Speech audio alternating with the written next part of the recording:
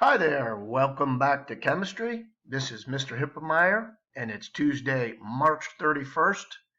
Today, our first e-learning assignment is due, 8-7. I've had students ask, how can you show that you've completed 8-7? One way to do it would be to take pictures of the equations that you balanced, or do screenshot of the different sites that you went to practice balancing, and share those with me by email. And then I'll get your grades posted promptly to PowerSchool.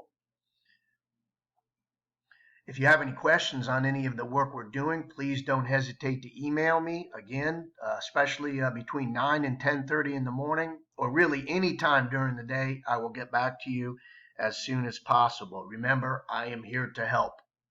And with that, today we have our thought of the day. Always, always, always keep your head up. Unless, of course, you are looking for something you accidentally dropped on the ground, like money, or your friend's contact lens fell out, or some cool bug might be crawling across the ground.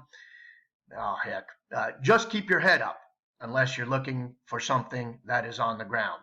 Keep your head up and have a great day.